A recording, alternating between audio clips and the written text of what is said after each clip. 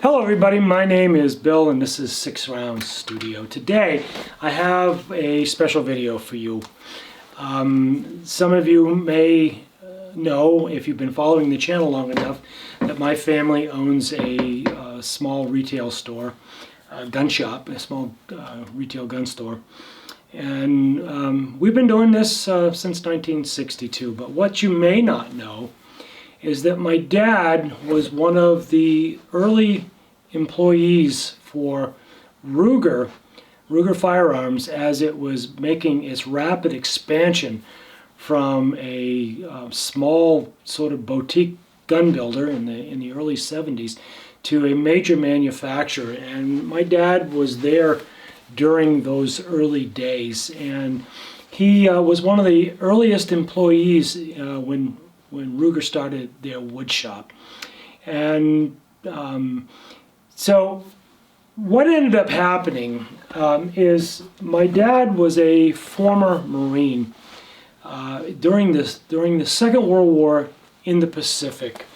And one of his goals was he wanted to get into this first Marine division that's called Legacy of the Old Breed. He'd been wanting to get his story in this book for years and years, and he asked me if I would help him write that narrative, write that story, so that it could get put into the annual, and then it would be a part of his permanent record. So I did that. I agreed to help him do that.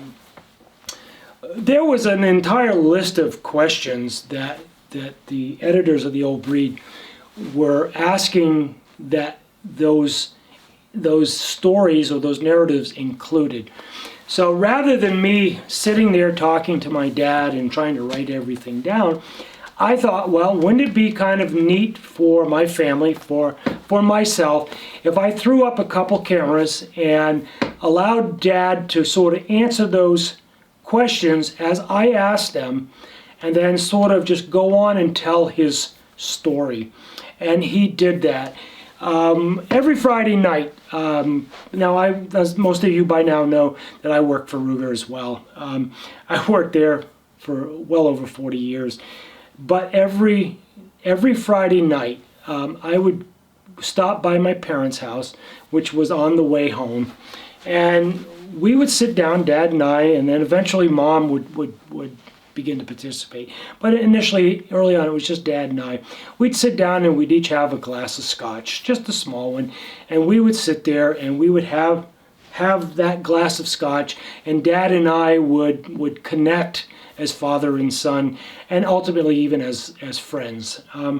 So during those Friday nights, this went on for weeks, because in order to answer all those questions with those cameras set up, it took us, I think, about 4 weeks to get all the information recorded that Dad was being asked to answer for that annual book.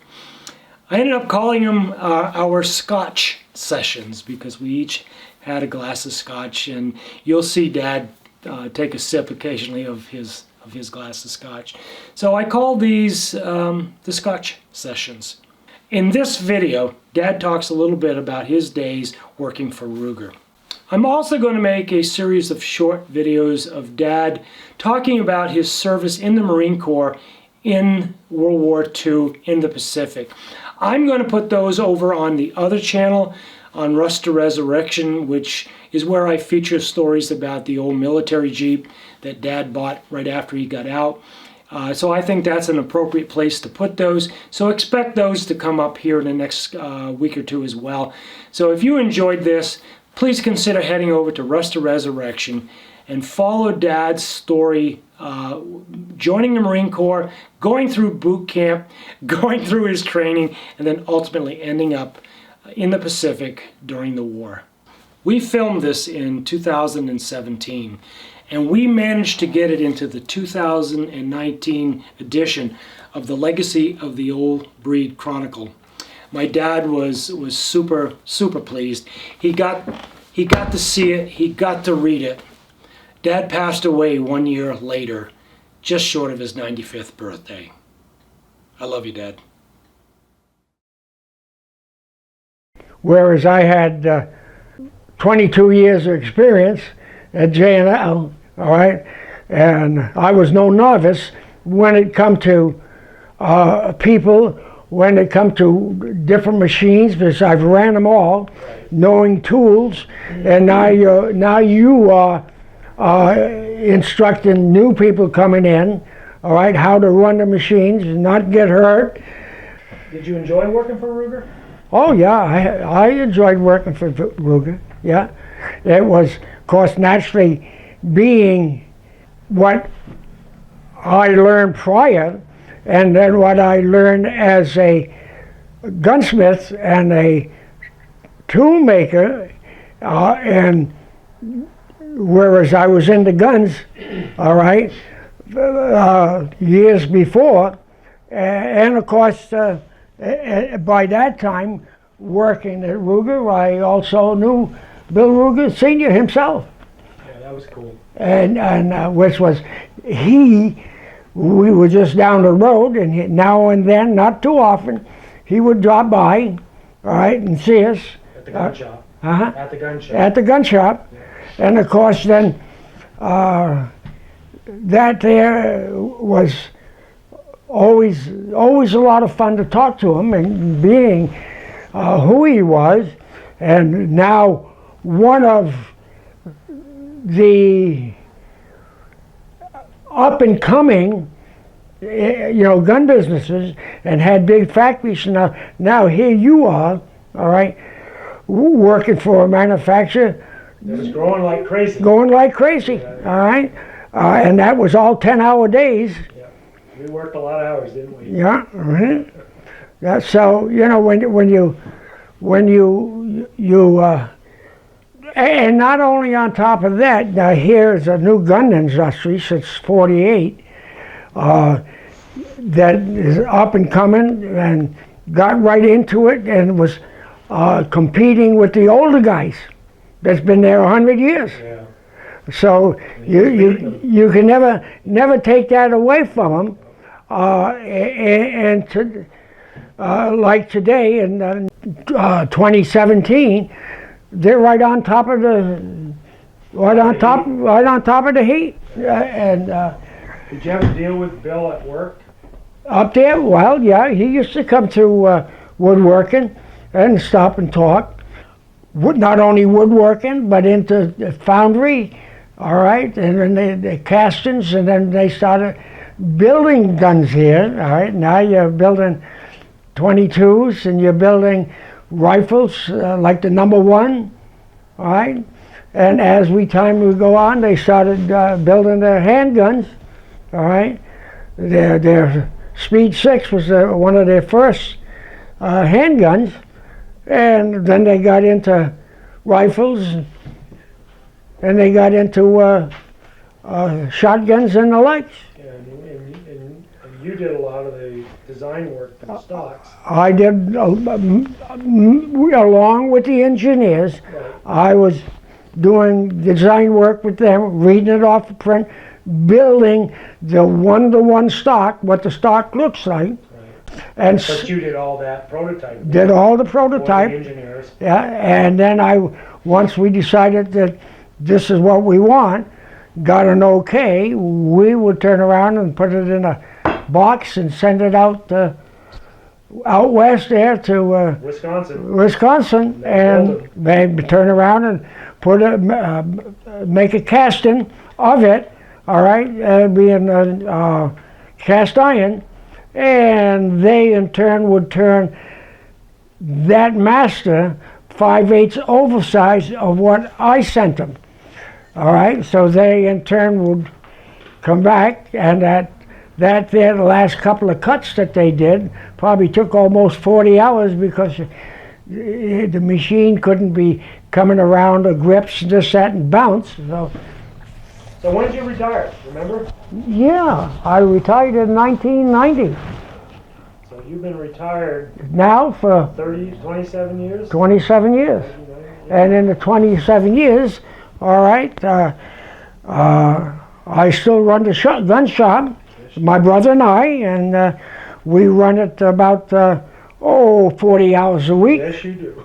And we also, in the meantime, we have a good 100-yard range. We have a skeet range, and we do a lot of instructions and teaching.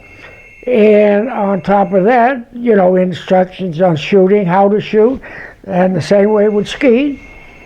And we have customers here now that they come in the shop in 1962 or 10 years to 5 years later with their dads when they were 6 or 7 years old, and now they're 68 or 70, and they're still coming. So You've got more than one generation. That's right. We're into about second or third generation. Right. And of course we got generations that mother or dad would come in with their new baby, and while they make out the paperwork, either Henry and I would be holding the baby, all right, making of the baby. All right, and then, you know, years later, all right, they're now coming in with a full-grown beard and ask you, don't you remember them? You know, and oh yeah, you know. But that is, and of course, naturally, the dads, which were 12 years old, are now X amount of years old, and they come in with their sons. Yes. All right. So we're three or four generations. Yeah, and that right there, and we greet them just like we do their dads. And so you teach hunter ed with the state of New Hampshire. State of New Hampshire, you teach hunter ed. I teach hunter ed, yeah. How long have you been doing that? What are you coming up on? Well, coming up about 55 years. Yes. Yeah. So you were one of the early instructors? One of the early instructors, yeah. People would come in the gun shop and we get talking and say to me, you don't remember me? No, I don't. Well, why would I remember? Well, when I was 14 years old, I took hunter safety with you, and now they're 40. Now they're 40, yeah. Or I'll see somebody in a store or whatever, and it's the same thing. All right, and no, I can't. I deal with too many people to remember them, everybody. So you figure in 55 years, and our classes used to be at least 50 to 100 50 to 100 students. Yeah. So you can figure 55 years of that and how many that we have done hunter safety. And on top of that, I also have my son. Yeah, that would be me. If you enjoyed that video, please give it a thumbs up. Subscribe to the channel if you haven't already. I'd really appreciate that, helping to grow this channel. Ring the bell so you get notified the next time I post a video. I will see you guys in the next video. Oh, be ready for that one because we're going to talk about the future of the channel. That's coming up in the next few days as well. See you guys in the next video.